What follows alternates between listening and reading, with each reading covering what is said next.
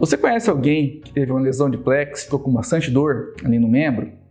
Essa lesão já tem um tempo e sabe por que até hoje ninguém conseguiu te encaminhar ou falar para você que não tem mais jeito de recuperação?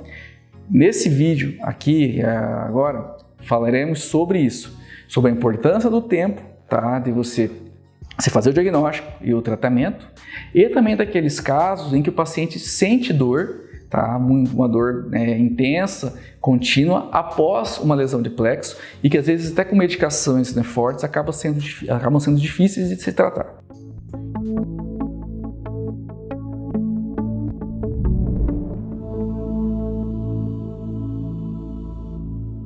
Bom, a pergunta aqui, com certeza de do acompanhante, do familiar. Meu namorado teve lesão do plexo braquial há 3 anos.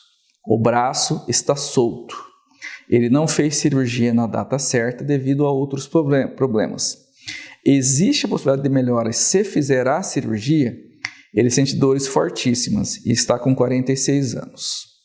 Bom, aqui vem uma coisa que a gente se depara, infelizmente, de uma forma muito comum. Pacientes que passaram do tempo de você fazer a cirurgia com uma maior chance de recuperação. As lesões do plexo braquial, elas podem, como já falei em vídeos anteriores, por favor, inclusive vai estar aqui o linkzinho para esses vídeos.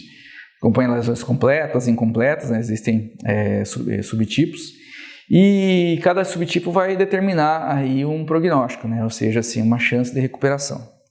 Independente de ser completo ou incompleto, o ideal é que essa cirurgia seja feita em até 1 ano após o trauma. Tá? Tem alguns casos, dependendo também da cirurgia, pode até se estender um pouco esse prazo. Então, tem relatos aí de que a cirurgia de Oberlin, que é uma cirurgia que a gente faz para recuperar esse movimento, as lesões incompletas do plexo braquial, de flexão do antebraço, ela pode ser feita em até 2 anos do trauma. Mas como eu falei, cada caso é um caso. Nesse caso aqui, a cirurgia para a recuperação de movimentos, que já se passaram 3 anos, ela infelizmente não há nada que nos dê um embasamento de que se fizer as reconstruções nervosas, elas possam trazer algum benefício para o paciente. Por que isso? Por que tem esse prazo? Porque existe uma situação, uma estrutura chamada placa motora, que é como se for, que é a conexão entre o nervo e o músculo. Tá? Então todos os músculos eles são conectados aos nervos por conta dessa placa motora. E essa placa motora, com o seu desuso, ela vai entrando em um processo de falência, em que não há conserto. Então não há como recuperar a sua função. Nenhuma cirurgia, nenhuma medicação recupere. E esse tempo normalmente é em torno de 1 ano. Como eu falei, aí depende de cada caso. Às vezes o nervo facial também você consegue levar um pouquinho mais adiante. Depende das cirurgias aí de Oberlin, que são para recuperação da flexão do antebraço ali, você consegue também até 2 anos, dependendo de cada caso. Isso aí também são relatos, não é uma coisa que é garantida que possa acontecer. Então, o ideal é que se procure antes de 1 ano. Tá? Eu sei que muitas vezes não é culpa dos pacientes, é culpa do sistema, infelizmente dos médicos que atendem primariamente, que não têm o conhecimento a respeito da nossa especialidade, que é uma especialidade que tem pouquíssimos profissionais no Brasil inteiro, certo? E também, às vezes, assim, é até encaminhado, mas assim, devido ao sistema público, acaba não chegando, certo? Então, tem estados que nem tem profissional, eu mesmo atendo em 3 estados, eu atendo aqui no Paraná, Santa Catarina e no Mato Grosso do Sul. Mato Grosso do Sul não tinha nenhum outro profissional até eu chegar lá, até eu começar a atender, eu atendo lá em Campo Grande. Então, pacientes do Mato Grosso do Sul, depois eu vou passar o contato aqui da clínica lá para que vocês entrem em contato, caso saibam tenham algum problema em relação a isso. Então, assim, depois desse passado esse prazo de 1 ano, Há algumas possibilidades ainda, tá, de recuperação, aí já não tem tanta garantia, assim também como não vai ter, assim, são alternativas mais agressivas, como por exemplo a transferência, né, do músculo grácil, que é um músculo aqui da coxa que ajuda, né, na flexão da perna.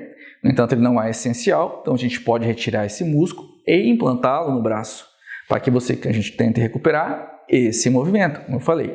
Esse movimento de flexão do antebraço, ele é um movimento que representa 50% da função do membro, né? Então, se a gente conseguir recuperar ele, já vai ser alguma coisa. Ah, mas se eu já tenho esse movimento, só que eu não tenho esse aqui, que é a abdução, tá? Ou não tenho, recuperei esse movimento, esse aqui, mas não tenho da mão, né? Dá para fazer as extensões do braço também? Dá, tá? Tendo-se consciência das suas limitações, certo? Por quê? Porque quando a gente tem uma lesão, que é do plexo inferior, que é responsável pela, né, uma motricidade aqui da mão, né? Então, assim, não tem nenhuma cirurgia, né, mesmo em tempo hábil, que garanta que vá recuperar o movimento coordenado da mão, visto que isso aqui é um movimento que depende de muita, né, de muita neuroplasticidade. Então, assim, mesmo você fazendo a reconstrução, você não consegue fazer com que o cérebro, né, envie os comandos adequados por aquela outra via para que o paciente consiga fazer esse movimento aqui, certo? Assim, de maneira isolada, coordenada. Então, o que a gente consegue fazer, né, quando há indicação, é colocar esse músculo grácil aqui, tá, no antebraço, para que ele consiga fazer esse movimento, mas aí só em conjunto, pelo menos agarrar alguma coisa, agarrar aqui um celular, alguma coisa do tipo. Só que esse movimento coordenado aqui, infelizmente, a gente não consegue, certo? Mas pelo menos isso aqui é melhor do que ficar sem, não é? Em relação às dores que ela perguntou ali, a dor ela não tem a ver em si com a reconstrução do plexo, mas sim com a lesão, né, pela avulsão, ou seja, pelo arrancamento dessas raízes ali da medula, na parte posterior. Então, o que acontece? Explicando bem, de uma maneira que seja bem simples para que vocês entendam, quando essas raízes são avulsionadas da medula, não há nenhuma limitação em a gente pegar e unir essas raízes de volta à medula. Só que, no entanto, é uma cirurgia que acaba sendo um pouco mais difícil e já foi comprovado que não tem recuperação. Não tem nenhum movimento assim, você conseguiria, visto que as células, né, os neurônios, eles, no sistema nervoso central, eles não se recuperam, né? Pelo menos não com a mesma função que a gente gostaria que recuperasse. E aí, quando você tem essa avulsão ali na parte posterior da medula, na parte sensitiva, existe uma zona chamada dorsal root entry zone, né? Esse é o termo em inglês, né? Em que fala assim, fosse zona dorsal de entrada da raiz sensitiva. E essa zona ali na medula, ela fica mandando um comando para o cérebro o tempo todo, dizendo que estão machucando o teu braço, sendo que o braço já foi machucado e não está sendo mais machucado. E isso perdura muitas vezes por anos, aquele comando errático, né, de que a medula mandando um comando para o cérebro de que estão machucando o teu braço, por isso que o paciente fica com dor. Bom, a gente consegue muitas vezes controlar com medicação isso, mas assim, às vezes as dores ficam insuportáveis e mesmo com medicação em doses altas a gente não consegue. E aí tem que se partir para uma cirurgia. Essa cirurgia consiste em a gente destruir essas zonas, tá? Ali da medula, que é onde foram avulsionadas. É uma cirurgia realmente um pouco mais complexa de se fazer.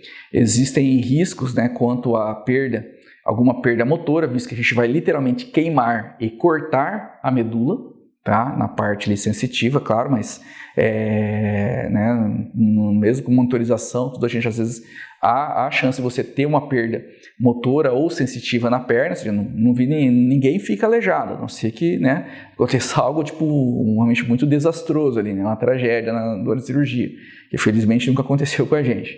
Mas alguma perda, né, ficar com a perna um pouco mais, digamos, rígida, sabe? Pode acontecer, um pouco de perda de sensibilidade, né? No entanto, e os pacientes acabam realmente recuperando, sabe? Pelo menos assim, uma parte deles melhorando em relação a essa dor. Há uma porcentagem em torno de 60% a 70% de chance de alguma melhora. Tá? Claro, isso, né, com o tempo a gente vem aprimorando técnica, né, vem fazendo, então assim, felizmente a maioria dos pacientes que a gente tem feito aí, né, ultimamente, tem conseguido um bom resultado de melhora da dor. E muitas vezes os pacientes acabam até preferindo, né, assim, correr o risco, falar, não, doutor, eu prefiro correr o risco, se melhorar minha dor, eu não ligo, tá, de ter alguma perda motora no membro inferior ali, na perna, certo? Então, claro, eu falei, isso é uma coisa de cada paciente, a gente explica muito bem isso na consulta, né, quando deixa muito claro, né, para os pacientes que desejam fazer esse procedimento, certo? No entanto, como eu falei, a maioria acaba se pedindo, né, solicitando para que seja feito o procedimento, a gente faz e felizmente a gente tem uma taxa de sucesso bem considerável. Certo, pessoal? Então, entenderam, né, que cirurgias para perda de movimento, para recuperação de movimento, são uma, tá? Cirurgia para tratamento da dor devido à lesão de plexo, outra, tá? Então, existem N alternativas aí, cada uma para seu caso.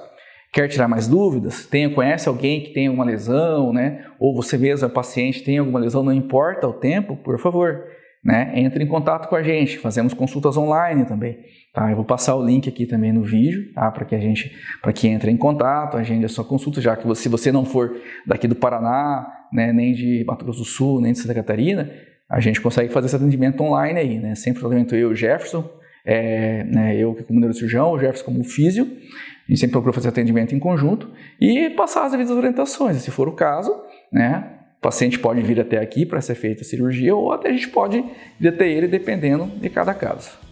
Tá certo? Então espero que mais uma vez eu tenha ajudado, pessoal. Não esqueçam, tá? Qualquer dúvida a respeito do assunto, dessas perguntas que eu fiz, que às vezes eu estou respondendo uma pergunta e gero mais perguntas, né? Mas pode fazer os seus questionamentos aqui embaixo nos comentários, a gente vai ter o maior prazer em respondê-las aí. Tá certo? Um abraço, pessoal. Até o próximo vídeo.